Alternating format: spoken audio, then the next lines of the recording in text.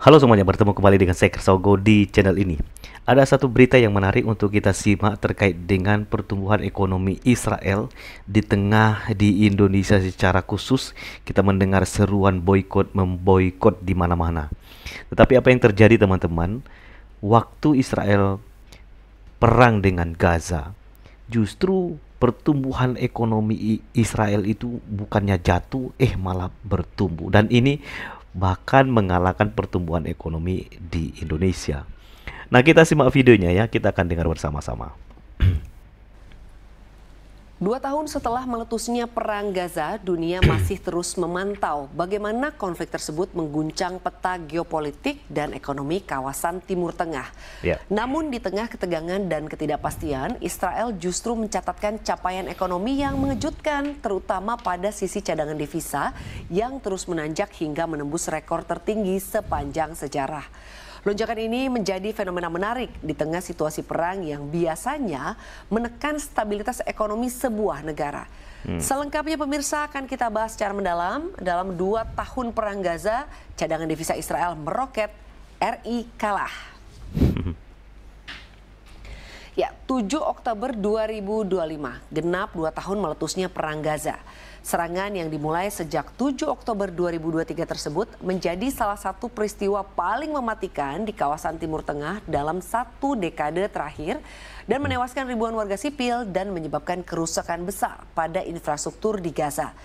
Namun di tengah situasi geopolitik yang masih panas, cadangan devisa Israel ini justru terus mencatatkan peningkatan yang signifikan dan bahkan menembus rekor tertinggi sepanjang sejarah. Berdasarkan data Bank of Israel, posisi cadangan devisa pada akhir Agustus 2025 ini mencapai 230,32 US dollar begitu ya, miliar US dollar, di mana ini naik 226,76 miliar dolar Amerika Serikat pada Juli 2025 dan melesat jauh dibandingkan 198,55 miliar US dollar pada September di tahun 2023 atau sekitar 16% ya kenaikannya ketika perang ini baru saja dimulai. Nah, kenaikan cadangan devisa Israel pada Agustus 2025 ini sama atau setara dengan 3,55 miliar dolar Amerika Serikat dibandingkan bulan sebelumnya. Menurut Bank of Israel, peningkatan tersebut utamanya berasal dari revaluasi nilai aset falas yang penambahannya ini berada di sekitar 3,76 pemirsa miliar US dollar. Sementara sebagian lainnya diimbangi oleh aktivitas falas pemerintah Israel, yakni sekitar 209 juta dolar Amerika Serikat. Secara tahunan, cadangan devisa Israel ini telah melonjak sekitar 12,9 miliar US dollar pemirsa. Ini kalau dilihat dari bulan Agustus 2024 atau sekitar 217 miliar US dollar dan ini naiknya sekitar 32 miliar dolar Amerika Serikat dibandingkan awal masa perang pada September 2023. Nah, rasio cadangan devisa terhadap produk domestik bruto pun kini mencapai 41%. Ini memperkuat kredibilitas kebijakan dan menyediakan amunisi untuk mengelola volatilitas mata uang yang yakni shekel di tengah ketidakpastian keamanan dan pembiayaan. Nah, selengkapnya nih pemirsa kita akan bahas di slide berikutnya terkait dengan pergerakan shekel terhadap dolar Amerika Serikat. Bank of Israel menegaskan cadangan yang besar ini membantu menstabilkan pasar keuangan, menopang kepercayaan investor dan juga menjadi bantalan ketika bank sentral perlu menghaluskan gejolak kurs.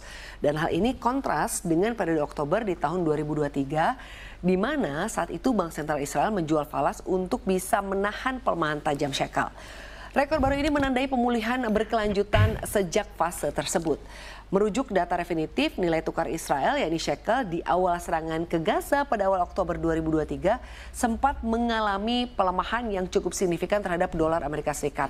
Pada 9 Oktober 2023 atau tepat hari pertama perdagangan pasca serangan, shekel ini melemah 2,73% ya terhadap dolar Amerika Serikat atau sekitar 3.943 per dolar Amerika Serikat dan ini melanjutkan pelemahannya ya pemirsa ya hingga menyentuh ke level terlemah pada 25 Oktober 2025 di level 4.085 per dolar Amerika Serikat. Sehingga jika total sejak awal perang shekel ini melemah hampir 6% dari greenback. Walaupun setelah pelemahan tersebut, shekel ini justru mampu membalikan keadaan dengan menghasilkan atau berhasil menguat sejak level terlemahnya hingga pada penutupan perdagangan Senin 6 Oktober 2025. Di mana kalau kita lihat shekel ini ditutup di posisi 3.267 per dolar Amerika Serikat. Shekel telah terapresiasi hingga 20%. Nah, kinerja kuat cadangan devisa Israel ini tidak lepas dari strategi kebijakan moneter yang cermat.